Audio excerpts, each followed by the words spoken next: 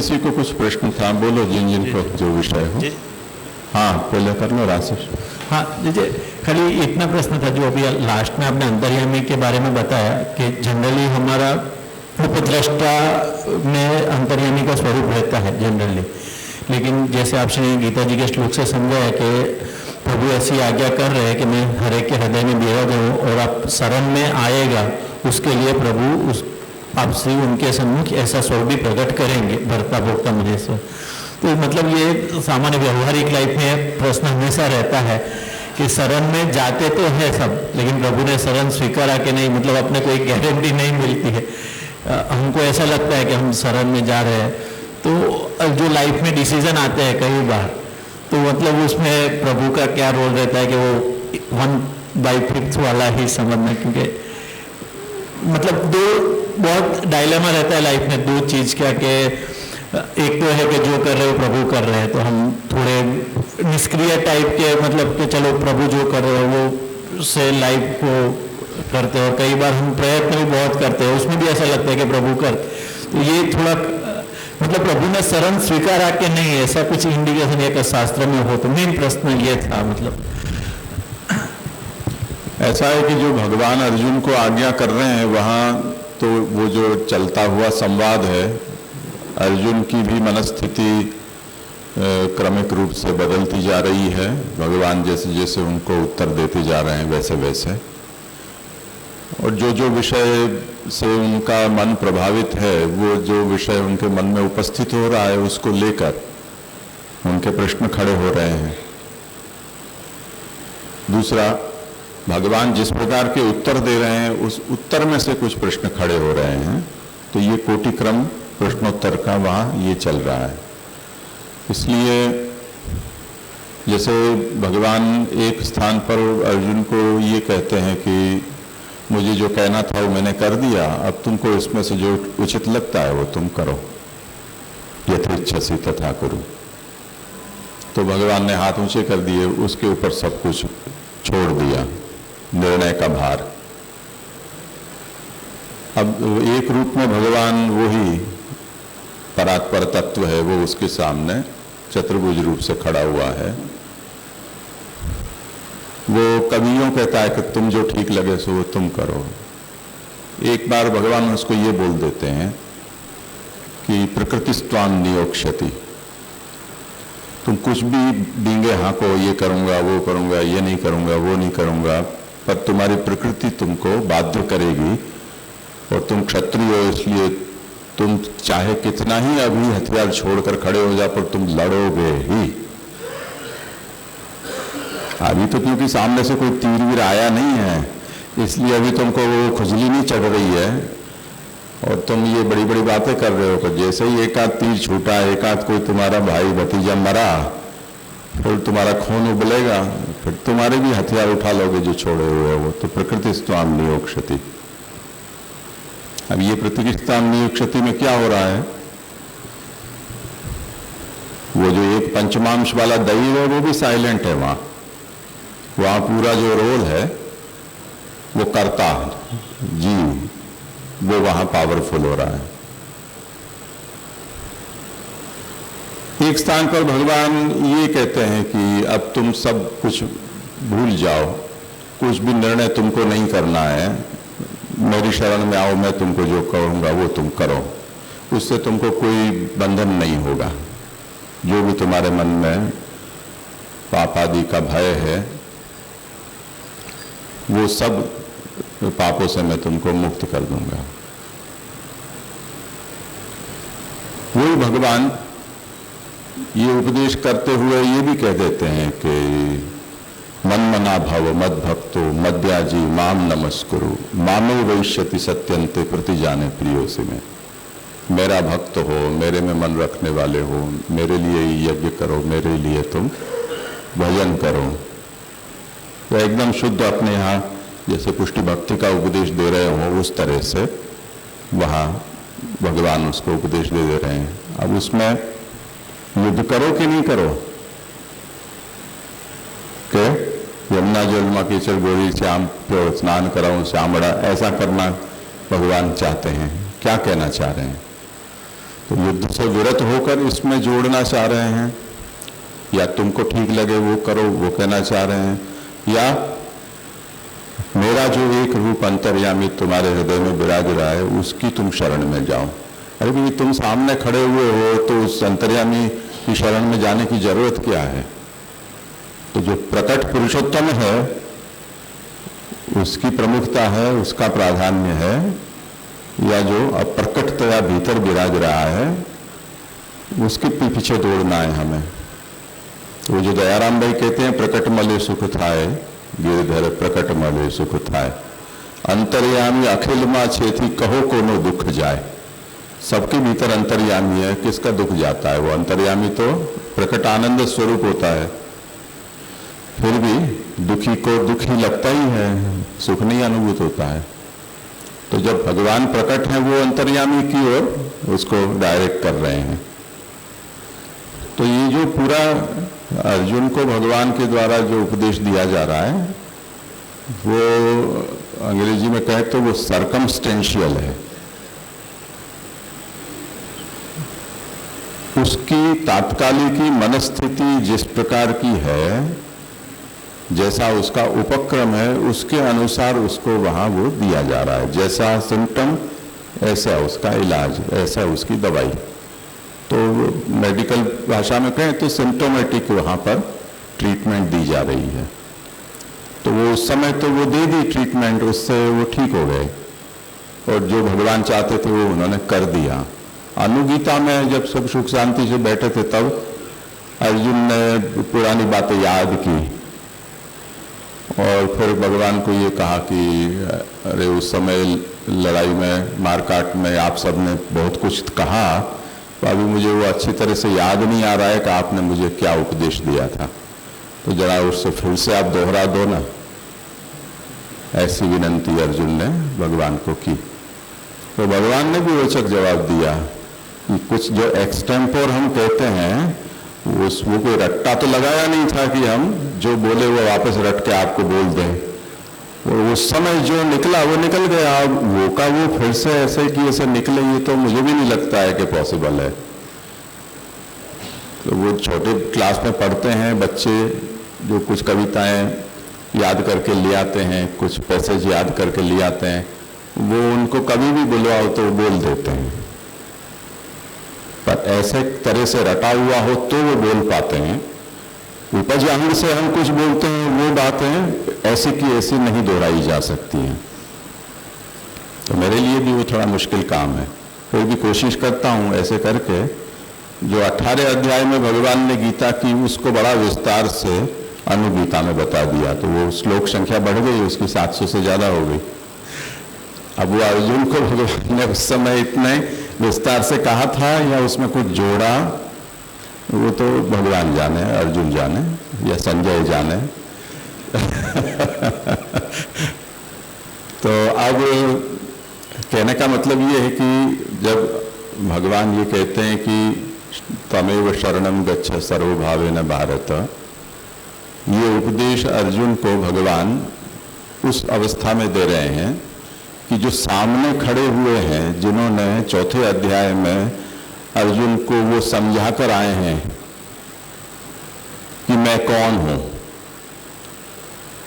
अपरम भवतो जन्म परम जन्म विवस्वत कथमेतद विजानीयाम किमादौ प्रोक्तवान इति, ऐसा अर्जुन पूछते हैं। सूर्य आदि तो कब के चमक रहे हैं आसमान पर, आप तो अभी मेरे सामने पैदा हुए हो, आपने ये उपदेश सूर्य को कब दे आए? तो ये तो मुझे कुछ समझ में नहीं आ रहा है। तो भगवान ने फिर अपना स्वरूप बता दिया कि तुम्हारे भी बहुनी में व्यतीतानि जन्मानि तव अर्जुन तान्य हम वेद सर्वाणि न तुम वेद परंतप।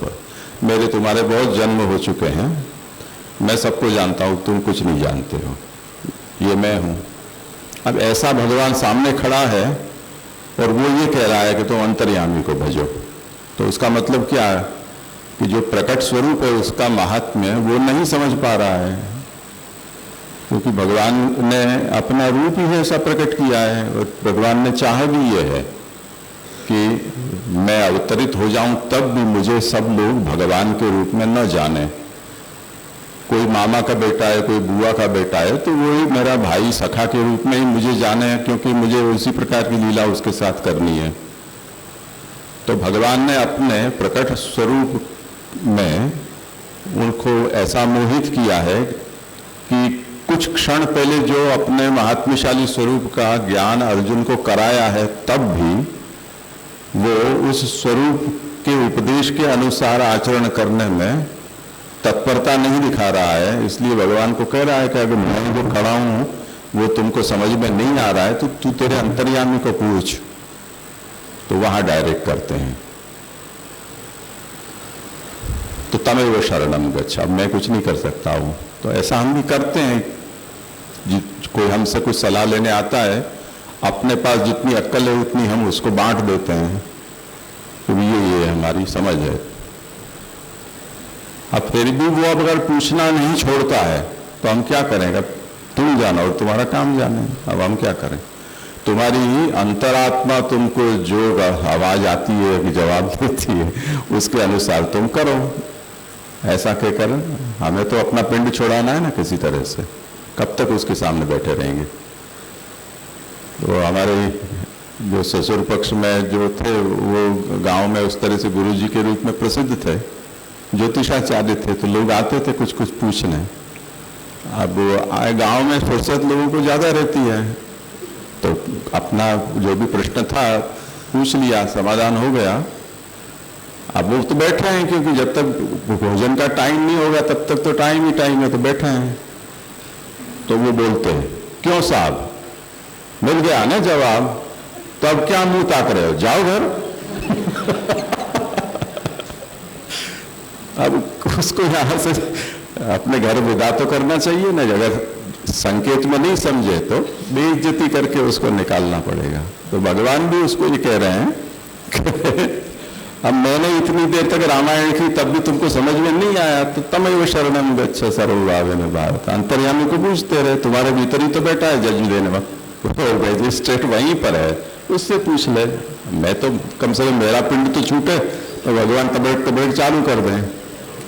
तो ये समस्या है। तो ये जो जैसी स्थिति सामने आई है उसके अनुसार भगवान ने कहा है। भगवान ये नहीं कहना है कि अंतर्यामी की ही शरण लेनी चाहिए, क्योंकि ऐसा कहते तो मामेकम शरण व्रज, ऐसा फिर कहना व्यर्थ हो जाता। पहले तो कह दिया ना अंतर्यामी की शरण ले जाओ, अब आप कौन, ये प्रश्न खड़ा होगा।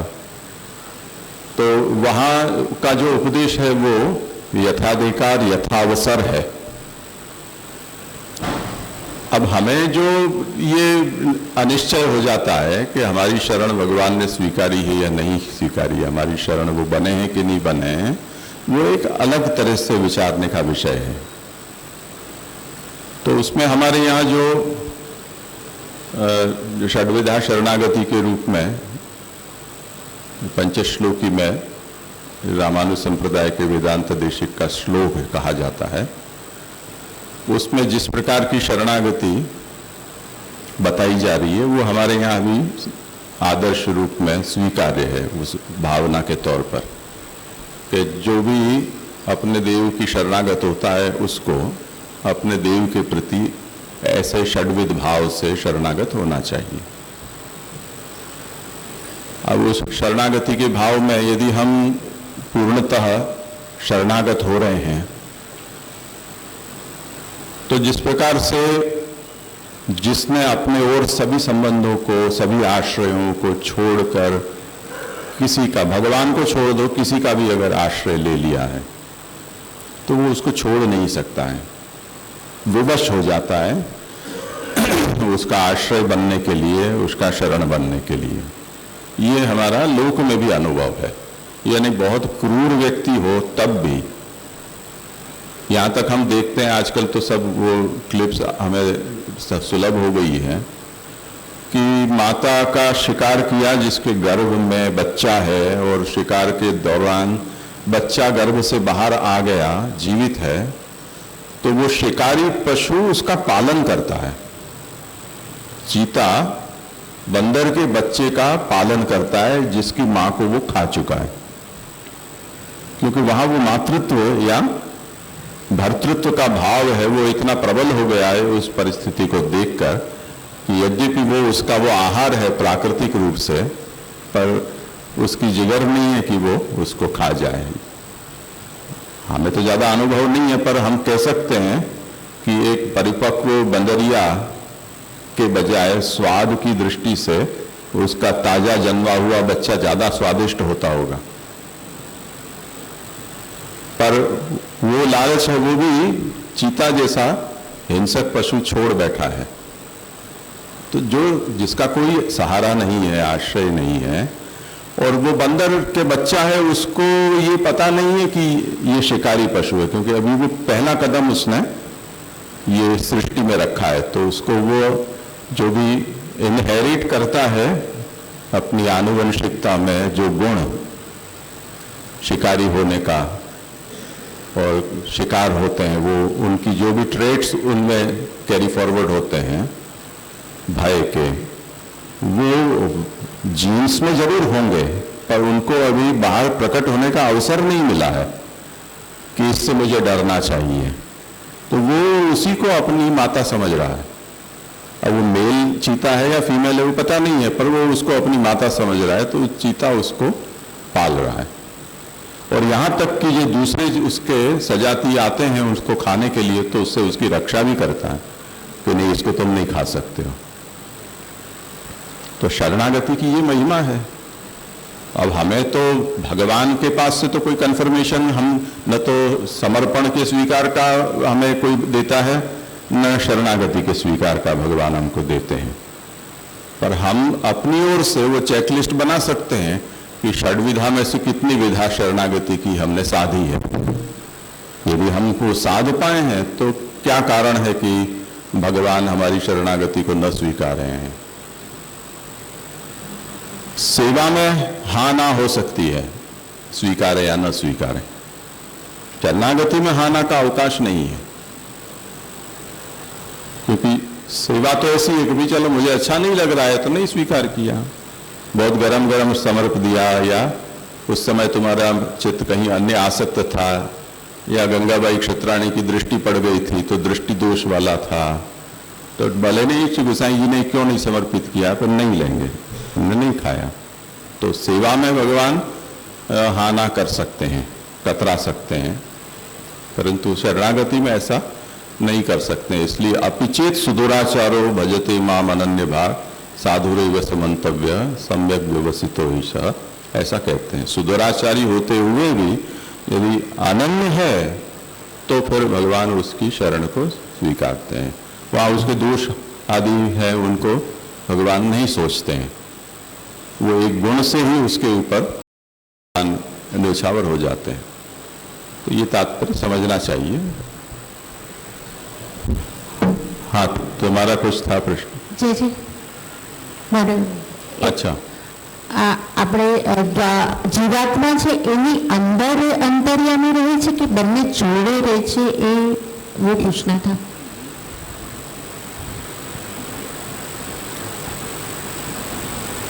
हृदयेषुर्जुन तिष्ठति, हृदयावकाश में मेरा वो अंतर्यामी रूप रहता है।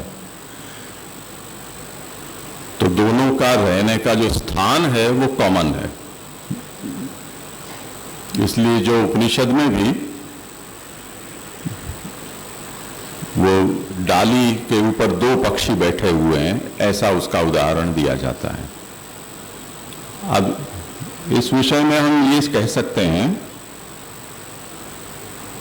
कि आत्मा की भी आत्मा परमात्मा, ये जो परमात्मा शब्द है उससे ये बोध भी हमें होता है कि शरीर में आत्मा और आत्मा में परमात्मा। तो ऐसा हमें प्रतीत होता है कि आत्मा के भीतर अंतर्यामी बसता है, परंतु आत्मा के भीतर बसता है ऐसा स्पष्ट अर्थ हमें उपलब्ध नहीं होता है। परम आत्मा यानी परम का अर्थ होता है श्रेष्ठ। तो हमारी जो ये देह संघात है उसके भीतर ये स्थूलभूत देह, उसका सूक्ष्म स्वरूप जिसको लिंग देह या कारण देह कहते हैं, उसमें जीव जो उसका अभिमानी है, और उसके साथ एक परमात्मा का प्रकट सच्चिदानंद स्वरूप अंतर्यामी, तो उसके साथ रहता है, ये उसका तात्पर्य है। उसके भीतर रहता है, ऐसा कहना हो तो कह भी सकते हैं, और नहीं कहें तो ये जो वर्णन है उसके आधार पर उसके साथ रहता है, ये भी कहा जा सकता है। और यहाँ पर जो पंचीकरण की प्रक्रिया बताई ना, उसमें यहाँ जो बताया महाभूतों से अन्य पदार्थों को भी उत्पन्न करके, तो यहाँ जो पदार्थ बताए हैं वो पृथ्वी में हमने जो पदार्थ बनाए हैं उसको लेने का, या पृथ्वी के अंदर जो सब महाभूत है वो मिश्र अवस्था में है उसको लेने का? दोनों ही ले सकते हो। इसलिए जब तामस अहंकार में से महाभूत उत्पन्न हुए तो वो शुद्ध अवस्था में है, और जब ये जगत में कार्य रूप से हुए तो वो ये पंचीकरण की प्रक्रिया में है, ऐसा समझने का। हाँ, ओके, हाँ। मुख्यतया तो भगवान के द्वारा जो ये सृष्टि प्रक्रिया हुई है उसी की बात है। मेरे आपके द्वारा यानी कोई कुम्हार मटका बना रहा है तो वो भगवान बना रहे हैं, ऐसा उसका मतलब नहीं समझना चाहिए। मुख्य अर्थ तो यही है कि भगवान के द्वारा भूत प्रकट हुए और उसी से भौतिक भी प्रकट हुए हैं।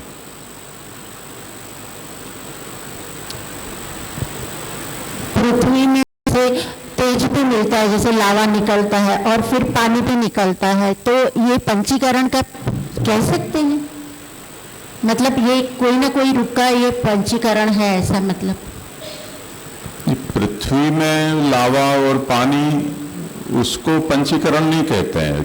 जो पृथ्वी में पानी उपलब्ध है वो पंचीकृत रूप में ही है। इसी तरह जो पृथ्वी में तेज है वो भी पंचीकृत ही है। वो भी यहाँ हमको शुद्ध अवस्था में मिल रहा है, वो एक्चुअल में मिश्र अवस्था में ही है। हाँ, उसमें उस तत्व की अधिकता है, ऐसा ही उसका तात्पर्य है। हाँ, जी। तो ये जो आजकल ये आरओ के विरोध में जो एक पूरी जमात निकली है जो कहती है कि ये आरओ का पानी आपके आरोग्य के लिए हानिकारक है, तो वो यही तो कहते हैं ना कि उसमें से जो पार्थिव तत्व है जल में वो सब आरओ छान कर निकाल देता है, उसके कारण पानी वो निरुपयोगी हो जाता है, एसिडिक और हानिकारक हो जाता है। तो अब हमको क्योंकि उसमें हमारी आंखें उनमें पार्थिव तत्व को यानी मिनरल्स को, खनिज को हम नहीं देख पाते हैं, तो हम उसको पानी बोलते हैं, पर ऐसा थोड़ी है कि उसमें वो तत्व नहीं है।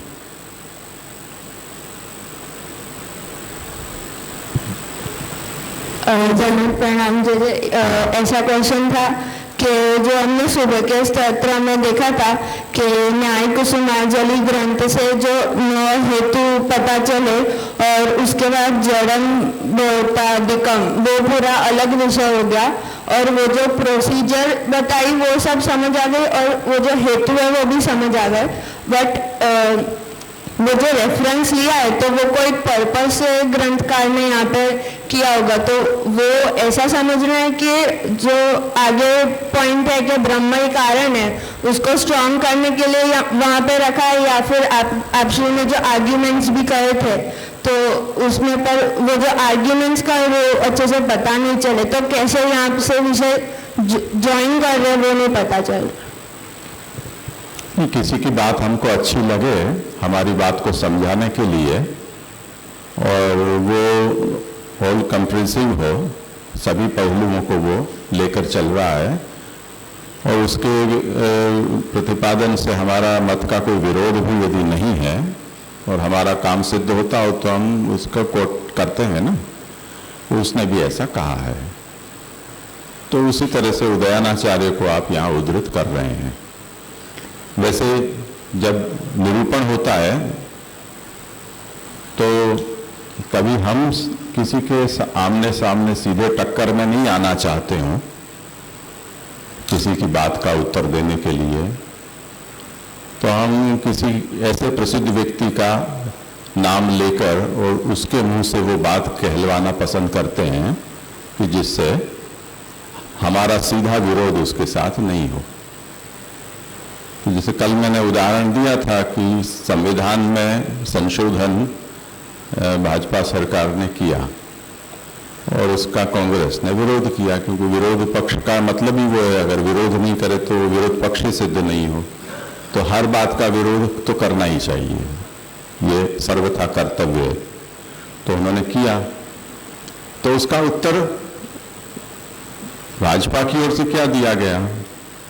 आपने 55 साल के राज में, हमने तो इतने साल में केवल इतने संशोधन प्रस्तुत किए, आपने इतने साल में हमसे 3 गुने ज्यादा संशोधन संविधान में कर दिए हैं। तो अब आप किस मुंह से हमारा विरोध कर सकते हो? ठीक है ना? तो अब जिस प्रकार का सामने आक्षेप करने वाला है उसको भी फिटिंग आंसर हमको देना चाहिए। किसी का हवाला देकर हम उसका जवाब देंगे तो वो कहेगा कि उसका वो जाने, आप अपना बताओ ना। तो हम ऐसा उत्तर ना देकर उसको क्या देंगे कि तुमने खुद ने किया है तो किस मुंह से हमारा विरोध कर रहे हो? तो जब वाद होता है उसमें एक ये भी शैली है निरूपण में, जैसे सर्वदर्शन संग्रह जैसे कोई ग्रंथों को हम पढ़ें तो सभी लोग जो भी आस्तिक ग्रंथ लिखने वाले होते हैं उनकी शुरुआत नास्तिकों से ही होती है, उपक्रम नास्तिक मत के उससे होता है, क्योंकि उस क्रम को आगे बढ़ाना है। अब नास्तिकता का, नास्तिकों का जो मूल प्रमाण है, आश्रय, वो तर्क है।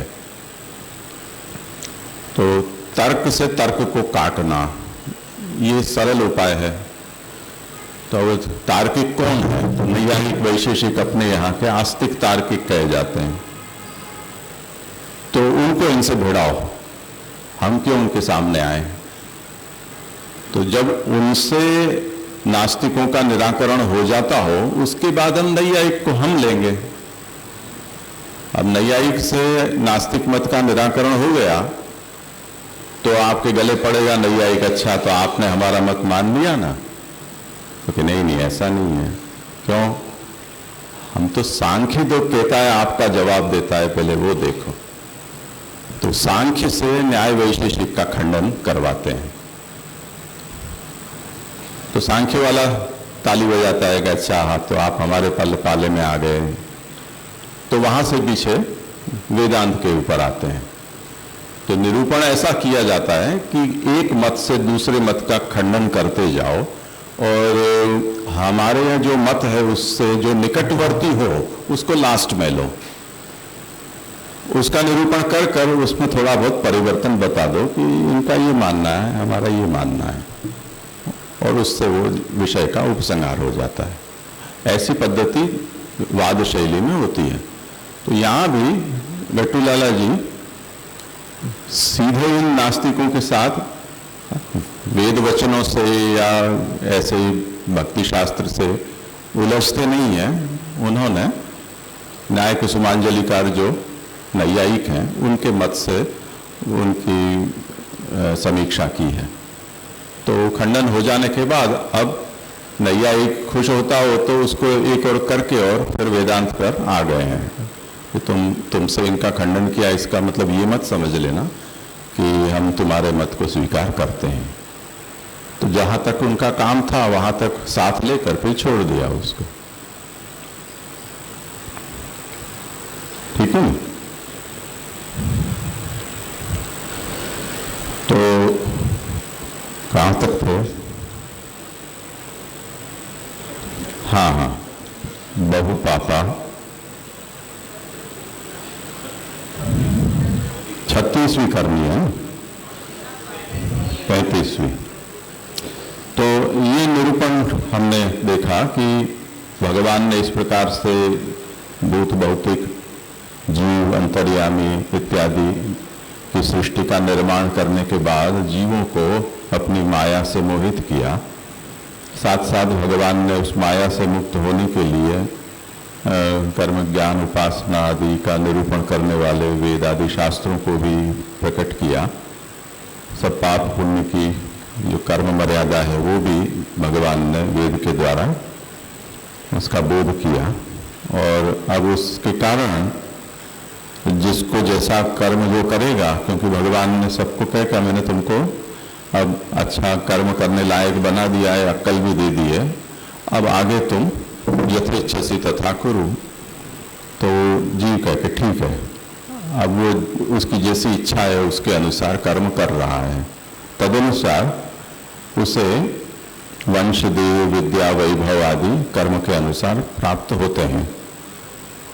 वो उसके अगले जन्म में किस प्रकार का देह आदि प्राप्त होगा उसका कारण बन जाते हैं। तो इस प्रकार से अब वो अनादि जो परंपरा है जन्म की वो शुरू हुई और वो कर्म के आधार पर आगे चलती रहेगी। अब किसी का जन्म बीच में कहीं अटक ही जाता है, मरने वाले पर सदा तुरंत जन्म हो ही ऐसा कोई नियम नहीं है।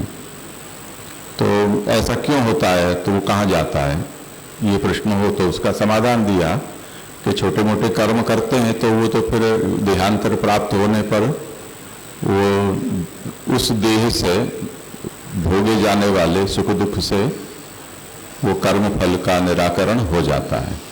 पर यदि उग्र हों तो अन्य देह में ये इस लोक में मिलने वाले सुख या दुख से उसका निराकरण नहीं हो सकता है। तो उग्र पाप है उसको भोगने के लिए फिर नरक में जाना पड़ता है, उग्र पुण्य हो उसको भोगने के लिए स्वर्ग में जाना पड़ता है।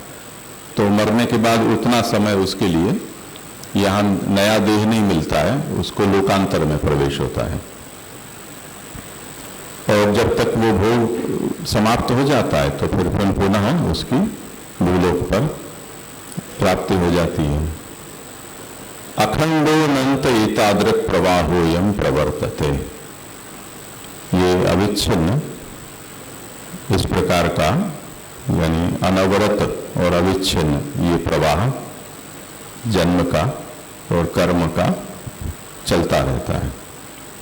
यथा प्रावुर्जलैः नद्याः प्रवाहो ह्यपराहतः, जिस प्रकार बरसात बरसती है और ऊपर के हिस्से में से जो पानी बहकर बहता रहता है वो समुद्र पर्यंत चला ही रहता है, समुद्र में से बदल बन के वापस बरसात बन के बरसता रहता है। ऐसे जो प्रवाह अनवरत चल रहा है, ऐसे ही कर्म और जन्म का प्रवाह भी अनवरत चलता रहता है। जगदीशस्य लीलायम, ये जगदीश की लीला है। ये भगवान जगत के ईश हैं, वो ईश ने ये लीला की है। प्रपंचो निखिलो मतः, ये जो पूरा जगत प्रपंच है वो निखिल प्रपंच जगदीश की लीला है। उसको उदाहरण से समझाते हैं कि मृत्पुत्तलेषु राजानम अमात्यम अनुगादिकम यथा बालः करोत्येवम् अत्र ईशोपि निजेच्छया क्वचित् सख्यम क्वचित् वैरम इत्याद्यपि अखिलम तथा। ये मिट्टी के पुतले बनाकर किसी को वो राजा बना देते हैं, किसी को वजीर बना देते हैं, किसी को प्यादा बना देते हैं। तो हम जब खेल खेलते हैं तब हम जिस प्रकार मिट्टी के खिलौनों के साथ ऐसा व्यवहार करते हैं, उसी प्रकार अत्र यानी ये जगत प्रपंच में भी अपनी इच्छा से ही जो ईश है जगत का वो भी क्वचित सख्यम क्वचित वैरम, कहीं पर सख्यता मित्रता, कहीं पर शत्रुता ऐसा प्रकट कर देते हैं और वो व्यवहार सख्य मित्रता का चलता रहता है। उसी उदाहरण को अब आगे बढ़ाते हैं कि बहु प्रपंचा दृश्यन्ते क्रीड़ा बुद्धि बलादयः साश्चर्यापि जीवानाम यद्यल्प विषया अपि। शतरंज के खेल का उदाहरण देते हैं कि हम जब शतरंज का खेल खेलते हैं, वो शतरंज के खेल में काले सफेद खाने बने हुए होते हैं घर, उसमें अब दोनों पक्ष वाले अपने अपने मोहरे को सजा देते हैं। वो खेल तो कितने छोटे सा, इतने छोटे से आकार में वो खेल चलता है, पर खेल में सब कुछ होता है। मार काट होती है, डराना धमकाना होता है, कोई का प्रमोशन हो जाता है, किसी का डिमोशन हो जाता है। तो वो शतरंज में ये सब कुछ होता रहता है।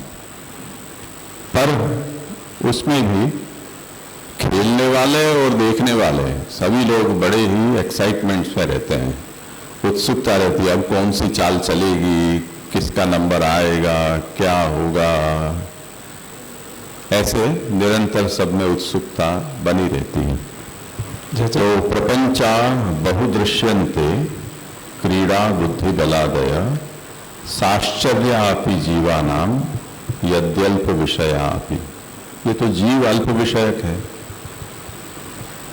पर ऐसे छोटे से खेल में भी उसको बड़े बड़े आश्चर्य दिखलाई देते हैं।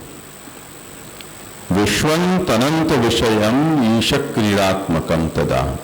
उसके सामने हम ये जगदीश की क्रीड़ा रूप विश्व को देखें, उसमें तो अनंत विषय हैं।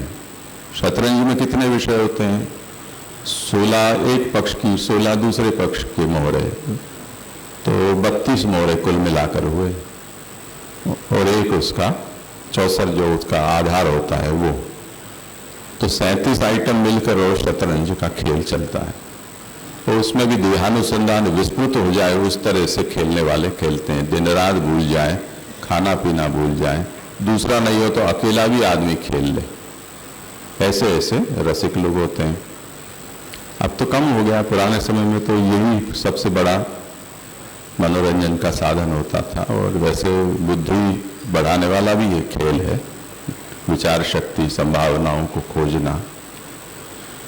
तो उसमें भी इतना आश्चर्य।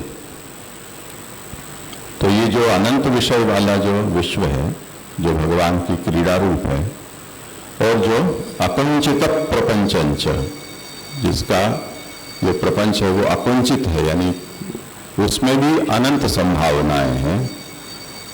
तो साश्चर्यम न कुतो भवेत, उसको देखकर किसी को भी आश्चर्य क्यों न हो कि गजब का अफलातून जगत बनाया है भगवान ने, ये जगत क्रिया भगवान की बड़ी ही विलक्षण है, तो उसको देखकर आश्चर्य होना ही है। उस स्वरूप को समझाते हैं खेल को कि केशांचित दारू खंडा नाम भूपादि कथ्यते। हम खेल खेलते हैं तो दारू खंड लकड़ी का है पोहरा, उसको कहते हैं कि ये हमारा राजा है, ये हमारा वजीर है, ये हाथी घोड़ा ऊंट है, ये हमारे प्यादे हैं, ऐसे सबके नामकरण कर देते हैं। इतना ही निर्धारिताश्च गतयः षट्कस्यैव काश्चन, ये 6 प्रकार के मोहरे मिलते हैं, हाथी घोड़ा ऊंट वजीर राजा और प्यादे।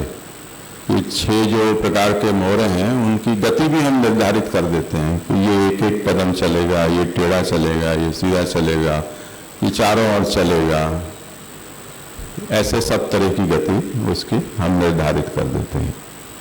और ये कहाँ चलेंगे, कितने दायरे में चलेंगे, वो दायरा भी हम उसका नियत कर देते हैं। आधारोपी चतुष्षष्टि निलयोकारी नागरैहि, नगर के लोग उसका आधार 64 घर वाला बना देते हैं। और विधीयते युद्धमात्रम, वो करते क्या है आखिर ये सब करके? लड़ते ही तो हैं। तो इस खेल में जो है वो युद्ध ही इस खेल का स्वरूप है। तो विधीयते युद्धमात्रम यदि तत्राप्यनंतता। अब हम उनकी चाल कितनी प्रकार की हो सकती हैं और किस किस प्रकार से युद्ध हो सकता है, वो जो अच्छा खिलाड़ी होता है वो जानता है। पुराने समय में अखबारों में उसकी ऐसी ऐसी नई नई चाल के आइडियाज़ प्रकाशित होते थे, जब लोगों में शतरंज खेलने की फैशन होती थी तब। उसके बाद वो कंप्यूटर में शतरंज की गेम आ गई, तो उस कंप्यूटर हमारे साथ खेलता था। उसमें भी जिसने भी वो गेम बनाई है उसने उतनी चाल उसको सिखाई है कि हम मानव यदि ये चाल चलता है तो कंप्यूटर को कितने विकल्प उसके पास हैं, तो कब उसको ऐसी ट्रिकी चाल चलनी है, तो उसका लेवल फिक्स करना पड़ता था कि आप कौन से लेवल का खेल कंप्यूटर के साथ खेलना चाहते हो। तो वो पहला और दूसरा लेवल का तो ऐसा होता था जो एकदम ललचाने वाला है, आपको जीता ही दे, तो बड़ा खेलने में मजा आता, हरा दिया कंप्यूटर को हमने ऐसा।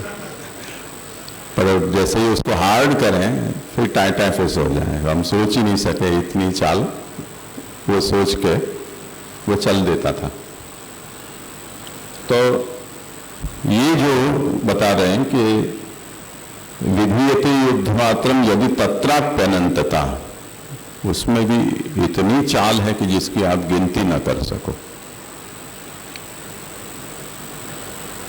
तदात्र किम वक्तव्यम प्रपंचे भगवत करते, ये तो मनुष्य के द्वारा निर्मित और 1 फीट के चौरस फीट में हम खेल सकें ऐसे, और 32 प्यादों से ही जो हो जाए, मोहरे से हो जाए, ऐसा खेल है, उसमें भी इतनी अनंतता है।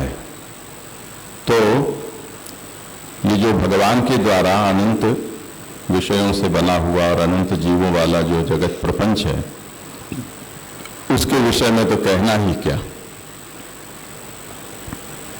तद्वद अत्राप्यथा भारो ब्रह्मांडानि बहुनीतु, वहां तो मोहरे हैं जो कुल मिलाकर 6 प्रकार के होते हैं, और यहाँ तो इस भगवान की जो अंतरिक्ष है, जो आधार है सबका, उसमें अनंत ब्रह्मांड मोहरे की तरह है।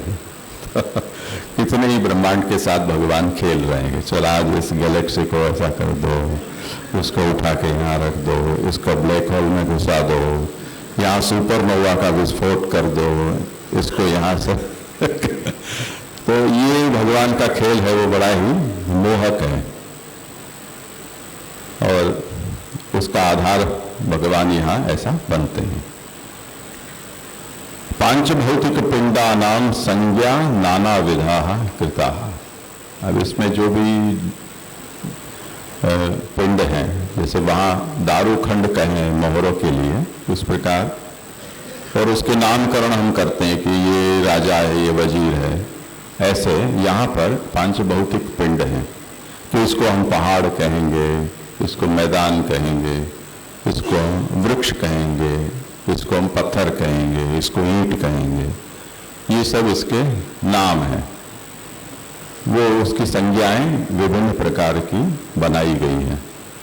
और अनेकेशाम इंद्रियतः कृता नाना प्रवृत्तयः, ये सब विषय हैं, महाभूत हैं, जो शब्द स्पर्श रूप रस और गंध, ये जो तन्मात्राएं हैं, वो उसका संपर्क इंद्रियों को कराते हैं, इसलिए उनको ग्रहण करने वाली इंद्रियां हैं। जो इंद्रियां यथा योग्य अपने अनुरूप जो विषय हैं उनको स्वीकारती हैं। उसके आगे जैसा जिसका विषय है, उसका यदि उसकी सामर्थ्य में है तो हानोपादान उपेक्षा, ऐसे 3 प्रकार की जो हमारी प्रवृत्ति होती है, या तो हम उसको ग्रहण करें, या उसको हम छोड़ दें, त्याग दें, या उसकी उपेक्षा करें। तो ऐसी प्रवृत्तियां हमारी इंद्रियों के द्वारा होती हैं। और जैसे इंद्रियों के द्वारा प्रवृत्ति होती है, ऐसे ही प्रवृत्ति जन्य कार्याणि मानसान्यपि भूरिशः। इंद्रियों की प्रवृत्तियां पंचविध इंद्रियों की पंचविध विषयों में होती है, वो परिगणित है, यानी आंखों से हम देखेंगे, कान से सुनेंगे, जीभ से हम स्वाद चखेंगे, हाथ से स्पर्श का अनुभव करेंगे, ऐसे। तो ये तो विषयों का इंद्रियों के द्वारा जो इंटरेक्शन है वो गिना हुआ है। परंतु कुछ कार्य आंतर भी होते हैं जो मानस कहे जाते हैं, तो वो छठी इंद्रिय भगवान ने हमको दी है, और उसमें तो अनंत संभावनाएं हैं। सदसत कर्म भी बह्व्यो गतयोपि विनिश्चिता। जैसे हमें अभी अब भगवान का वचन देखा कि न्यायम व विपरीतम व पंचैते तस्य हेतवः, तो वो गतियों का जो प्रकार है वो भी कुछ सदगति, कुछ असदगति, कुछ न्याय गति, कुछ अन्याय गति, कुछ धर्म, कुछ अधर्म गति, ऐसे उन गतियों का भी वर्गीकरण कई प्रकार से हम समझ सकते हैं। तो इस प्रकार की वो गति भी उसकी निर्धारित हो जाती है। और ये सब लीलार्थम ईश्वरत्वार्थम अचिंत्यानंत शक्तिना स्वरूपात स्वेच्छया तेन प्रपंच प्रकटीकृता।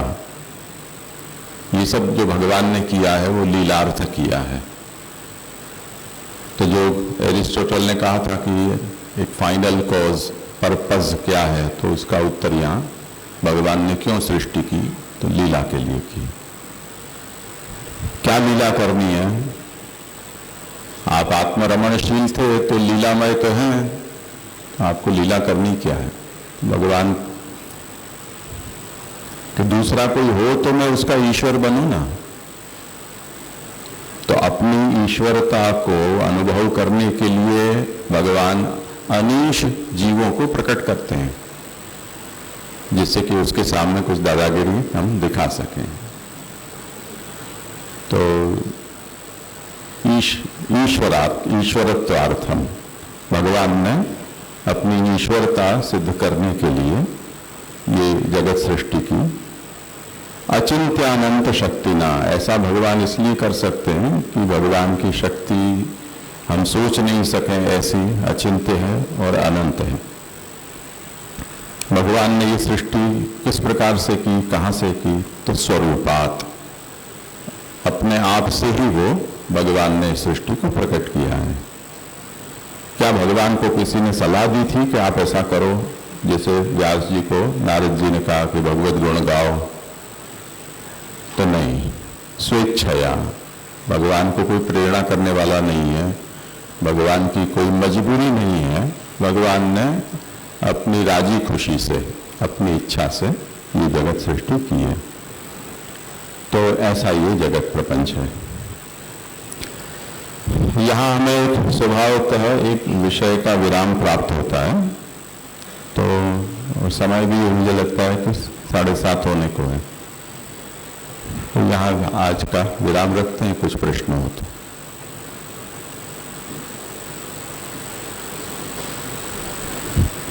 ये 45 नंबर के जो श्लोक में जैसे यहाँ बता रहे हैं ना कि मन से जो कर्म होता है उसकी गति निर्धारित, तो वो गति क्या होती?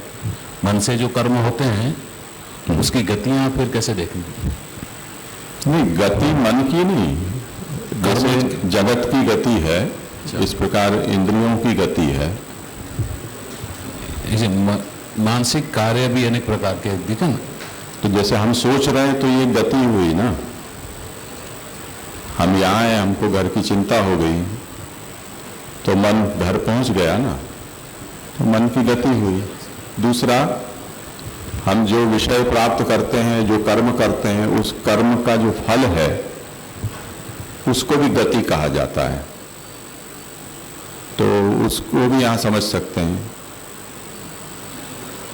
तो वो दोनों तरह से मैं वो समझ के प्रश्न। हाँ, अच्छे बुरे कर्म सदसत कर्म भी बह्वो गतयोपि विनिश्चिता।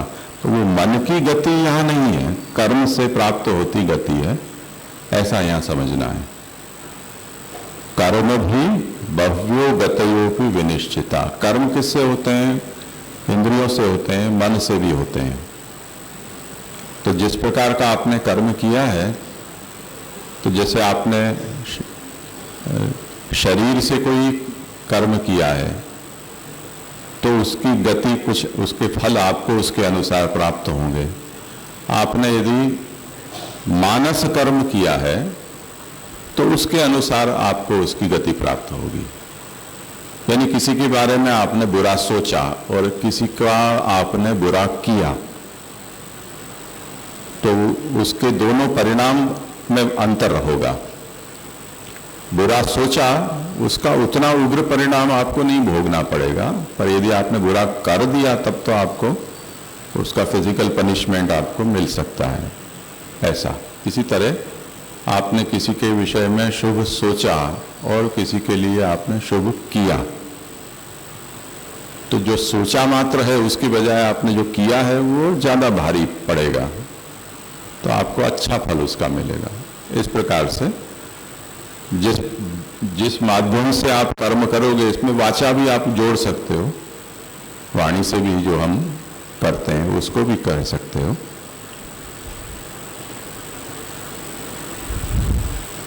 ठीक है। प्रणाम दीजिए कि 38वें श्लोक में यानी प्रभु किस प्रकार का व्यवहार करते हैं वो समझाया कि कहीं मित्रता कहीं शत्रुता, तो वहाँ पे जो हम उदासीनता भी ले सके ना दीजिए।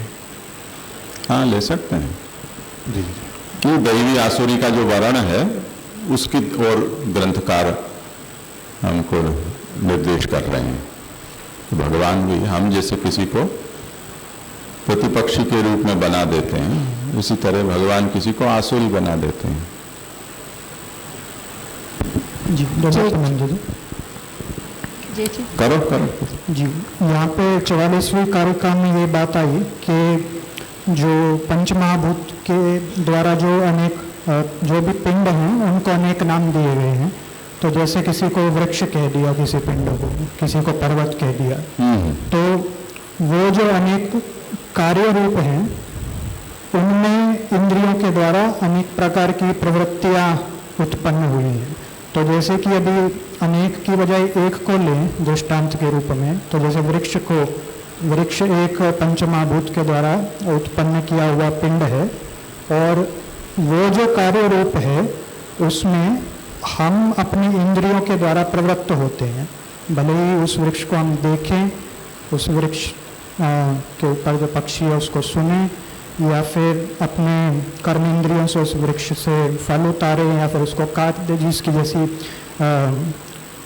मानसिक वृत्ति होगी। तो इंद्रियों के द्वारा विषय को ग्रहण करेगा और उसके बाद में उसकी जो मानसिक वृत्ति उसके स्वभावता जो होगी वो फिर उस प्रकार से कार्य करेगा।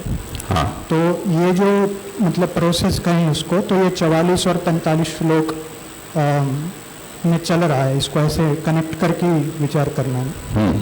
जी जी ठीक है।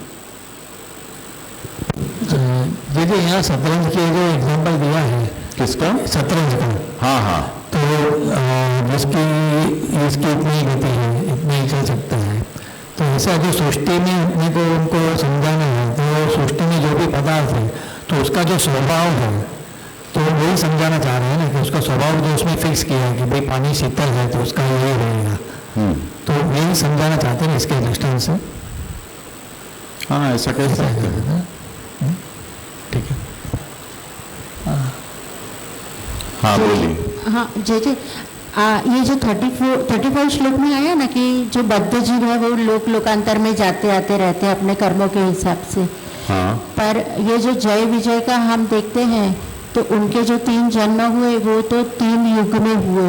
हाँ। और वो युग के अंत में भगवान ने उनका संहार किया था। तो जब वो वापस वैकुंठ तो जा नहीं सकते थे एक जन्म होने के बाद या दूसरा जन्म होने के बाद, तो फिर वो जो मुक्त जीव है उनकी क्या गति हो सकती है? क्या गति? पहले जन्म में अगर उनको भगवान ने संहार किया हिरण्याक्ष, मतलब उनका संहार होने और दूसरा जन्म होने के बीच में वो कहाँ थे, ऐसा कहना चाहते हो? हाँ हाँ। इस विषय में उनकी क्या स्थिति हुई थी उसका कंठतः वर्णन मैंने पढ़ा नहीं है कहीं भी लिखित रूप से, परंतु जिनको भगवान ने मुक्त नहीं करना चाहा है, ऐसे जो पूतना के द्वारा मारे गए खाए गए जो थे, और ऐसे कुछ जीव की जिनको भगवान ने न तो अपने स्वरूप में मुक्ति प्रदान की है और न उनको जगत में कोई देह कोई प्राप्ति करवाई है, न किसी लोकांतर में स्थान दिया है, उनको अपनी दाढ़ में छुपा कर रखा है, ऐसा वर्णन प्राप्त होता है। तो कोई बीच की अवस्था में उनकी स्थिति वहाँ बताई गई है। तो हम ऐसा होता भी है कि जो जीव है जिनको दूसरा शरीर प्राप्त नहीं होता है, न कोई लोकांतर प्राप्त होता है, तो वो अंतरिक्ष में रहते हैं, तो अंतरिक्षचारी होते हैं। ये मध्य लोक उसका बताया गया है। ऐसी कोई स्थिति उनकी हुई होगी, ऐसा हम सोच सकते हैं। हाँ। भगवान जगत रूप बने कि भगवान ने जगत बनायु? भगवान ने જે દાદાગીરી કરવા માટે જે સૃષ્ટિનું સર્જન કર્યું હોય તો કોના પર દાદાગીરી કરવી? આપણે પ્રવેશિકામાં ભણી ગયા કે ભગવાન સ્વયં જગતરૂપ બન્યા છે. हाँ हाँ, दोनों ही बात है ना. तो भगवान की ये विवशता है कि उनके अलावा और कोई है नहीं, इसलिए अगर जगत बनाना भी है तो वो खुद को ही बनना पड़ेगा. इसीलिए मकड़ी के उदाहरण से हमें ये समझाया गया है कि वो आत्म परिणाम है, भगवान स्वयं ही उस रूप में बने हैं. अब बने हैं तो ऐसा क्यों बनाया, ये प्रश्न होता है. जैसे बर्ट्रैंड रसल ये कहता है कि अगर आप ये कहते हो कि भगवान के द्वारा सृष्टि बनाई गई है तो भगवान की ये बनाई सृष्टि को मैं ज़्यादा अच्छी नहीं मानता हूँ. अगर मुझे सृष्टि बनाने के लिए कहा गया होता तो मैं अच्छी सृष्टि बनाता इससे, ऐसा वो कहता है. उसको ये सृष्टि पसंद नहीं आई. और दूसरा, जैसे हिरण्यकशिपु ने कहा था कि मैं ही भगवान हूँ, तो ऐसे एक और विचारक थे जिन्होंने कहा था कि आप मेरे के एक हाथ में बंदूक दूसरे हाथ में ब्रेड का टुकड़ा दे दो, मैं भगवान हो जाऊंगा. यानी वो अधिकार मुझे दे दो, सबके पास तो शस्त्र छीन कर मुझे दे दो वो शस्त्र, सबके रोटी अनाज गेहूं ये सब मुझे दे दो, तो सब लोग मुझे भगवान कहेंगे. और भगवान शब्द तो अब इतना चल पड़ा तो जो भी व्यक्ति को इच्छा हो रही है वो अपनी अपनी व्याख्या उसकी दे रहा है. अब भगवान ने जो बनाए हैं, सर्जे हैं, वो अपने से 19 बनाए हैं, कोई 20 तो बनाया ही नहीं है. तब ये प्रश्न हुआ कि भगवान ने यदि सृष्टि बनाई है तो अपने बरोबरी की सृष्टि बनाते, या अपने से एक 20 है भगवान तो 21 बनाते हैं. तो ऐसा नहीं बनाया, 19 क्यों बनाया? तो 19 बनाया, इसका मतलब ये है कि भगवान उसके ईश्वर के रूप में रहना चाहते हैं. तो आज हम भी ऐसा ही तो करते हैं. जब भी हम कोई रचना करते हैं तो ऐसी रचना हम करना पसंद नहीं करते हैं कि जो हमारे ऊपर हावी हो जाए. तो हमेशा हम उसके ऊपर हावी रहें, ऐसा हम प्रयास करते हैं. जब कभी भी ऐसा होता है कि हमने जिसको नौकर पे रखा है वो ऊंची आवाज में बात कर रहा है तो गेट आउट करते हैं कि हमको ऐसा हमको नौकर चाहिए, मालिक नहीं चाहिए. मालिक तो हमें पर्याप्त है. तो भगवान है वो अपना ऐश्वर्य प्रदर्शित करना चाहते हैं, इसलिए अपने से न्यून सामर्थ्य अणुपरिमाण इस प्रकार के जीवों की आपने ये सृष्टि की है.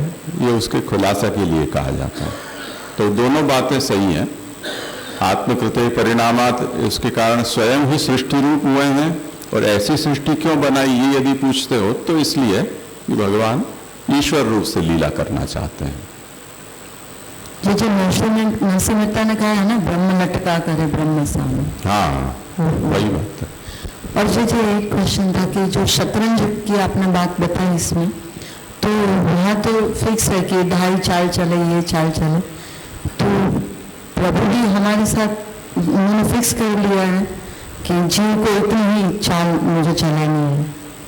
हाँ ऐसा ही है ना, सबका अपना अपना गति निर्धारित है, पुष्टि प्रवाह मर्यादा की. ऐसे उसमें जो वजीर होता है जैसे वो चरशनी की तरह काम करता है, कहीं भी आगे पीछे और उधर सब कुछ कर लेता है. वो उसकी गति अनिर्धारित भी होती है, यानी उसके प्यादा की तरह एक एक घर बढ़ता है ऐसा भी नहीं है. वो प्यादा चलता है, वो आगे पीछे सब जगह जाता है, तो उसकी अनिर्धारित गति है. ऐसे भी जीव होते हैं. जी यहाँ जो वर्णन हुआ है वो हम उसको सिद्धांत नहीं मान सकते कि सिद्धांत माने. कौन सा वर्णन? ये जो हमने जो अभी पढ़ा, क्योंकि जैसे हम शास्त्र प्रकरण का रेफरेंस लेके प्रभु ने जो लीला करते हैं, तो जैसे एक राजा बाहर जाता है और सृष्टि हो जाती है, मतलब प्रभु को उसमें इंटरेस्ट नहीं बहुत है. ये जो सृष्टि का वर्णन जितना हमको वेदों में मिल रहा है वो प्रभु के महात्म्य के लिए, महाप्रभु जी का जो कॉन्सेप्ट है, मतलब ठाकुर जी को सृष्टि करने की इच्छा, मतलब वो उनमें उनको थोड़ा भी श्रम नहीं लेना पड़ता. जैसे राजा बाहर निकला, हमको ऐसा लगता है कि महान कार्य है, लेकिन जैसे राजा बाहर निकलता है तो प्रजा को ऐसा लगता है कि महान कार्य, लेकिन प्रभु के लिए तो इतना ही है. तो यहाँ हम ये जो सोच रहे हैं कि प्रभु को अपनी इच्छा साबित करने के लिए, मतलब ये जो आ रहा है, तो हम उसको मतलब एक तर्क के संदर्भ में ही अभी ले के सिद्धांत पकड़ सकते हैं। मैं खाली इतना सोच रहा हूँ कि आगे हमने जो देखा जहाँ तक 11वीं या 12वीं कारिका तक, तो हम मतलब ये न्याय कुसुमांजलि के पहले तक तो हम तर्क से ही ईश्वर को साबित कर रहे हैं, और अभी जो धीरे धीरे मतलब लालूपत जी इसको आगे जा रहे हैं, तो ईश्वर क्या कर रहे हैं और ईश्वर का सामर्थ्य, ईश्वर के स्वरूप का वर्णन कर रहे हैं।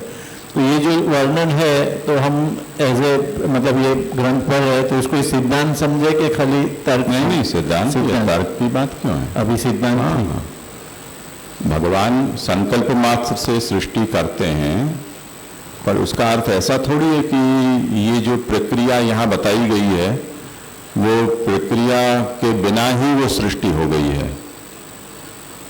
वो प्रक्रिया फास्ट मोड में हम वो हुआ है, तो हम वो संकल्प मात्र से हो गया, पर उसको वर्कआउट तो कर ही सकते हैं ना। जैसे कि प्रकाश की गति चाहे 1 सेकंड में कितना 3 लाख किलोमीटर की हो जाती हो, ऐसा हम तो मान कर चलें, उसको स्लो मोशन करके हम देख तो सकते हैं ना कि वो इस तरह से जाता है। तो ये प्रक्रिया पूछा तो हमने बताया, आपने नहीं पूछा। आपका प्रश्न केवल इतना होता कि सृष्टि किसने बनाई, तो हम एक शब्द में जवाब देते, ब्रह्म ने बनाई। किसमें से बनाई? अपने आप में से बनाई। तो आपने ये पूछा कि किस तरह से बनाई, तो अब ये रामायण सुनो पूरी। तो ये प्रक्रिया है ना, तो आपने जिज्ञासा की है तो उसका जिज्ञासा के अनुरूप उत्तर है। एक प्रश्न था जी। हाँ हाँ, ये अभी हम ये नास्तिकोच्छेदो प्रकरण के तहत विचार कर रहे हैं यहाँ पर। आप माइक थोड़ा पास रखें। हाँ हाँ, अभी हम ये नास्तिकोच्छेदो प्रकरण के तहत यहाँ पर विचार कर रहे हैं।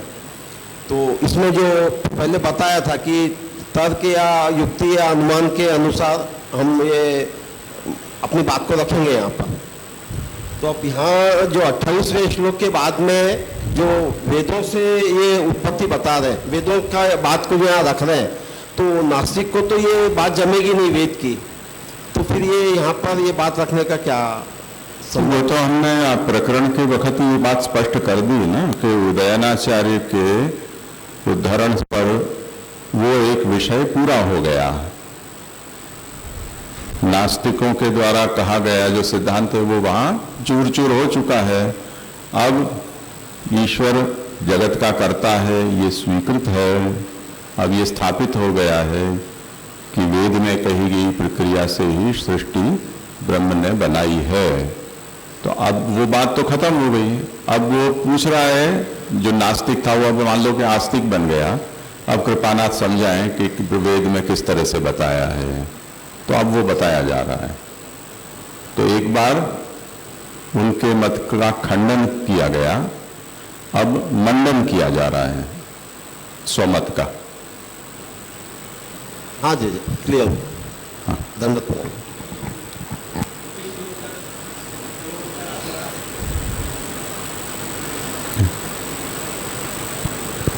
21वें श्लोक तक उनका जो आंसर आ गया। अभी आगे समझा रहे हैं अपना एक्चुअली क्या है वो 25वें श्लोक तक। हाँ, नहीं, जिनके स्वरूप का ज्ञान प्राप्त करना अत्यंत कठिन है। उदयनाचार्य ने जो दिया हाँ, वहां तक नास्तिक मत का खंडन, हाँ, तर्क से ईश्वर की सिद्धि। उसके बाद जो विषय है वो अब पूरा प्रक्रिया बताई जा रही है।